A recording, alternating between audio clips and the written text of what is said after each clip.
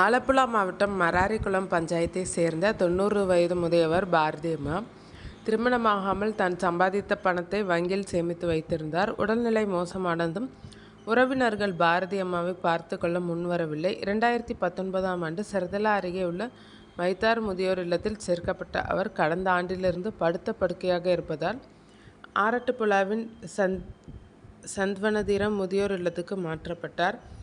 அங்கும் உறவினர்கள் ஒருவரும் வரவில்லை என்பதை உணர்ந்த பாரதியம்மா தனது வங்கி சேமிப்பை பெற்றுக்கொள்ள சட்டப்பூர்வமாக குறிப்பிட்டிருந்த உறவினர்கள் பெயர்களை நீக்க வேண்டும் என முதியோர் இல்ல கண்காணிப்பாளரிடம் வேண்டுகோள் வைத்தார். அவரது மனவேதனை மற்றும் நியாயமான கோரிக்கையை மனதில் கொண்டு மாவட்ட ஆட்சியர் கவனத்திற்கு இவை கொண்டு செல்லப்பட்டனர். அதன் மூலம் அவரிடமிருந்து ரூபாய் 5,30,000 மதிப்புடைய வங்கி ஆவணங்கள் முதியோர் இல்ல கண்காணிப்பாளர் விஜி ஜார்ஜிடம் வழங்கப்பட்டனர்.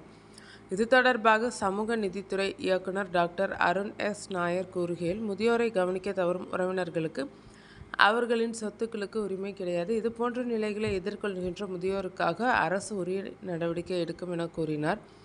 பாரதியம்மாவின் துணிச்சலான முடிவு பல முதியோருக்கு விழிப்புணர்வை ஏற்படுத்தும் வகையில் அமைந்துள்ளது.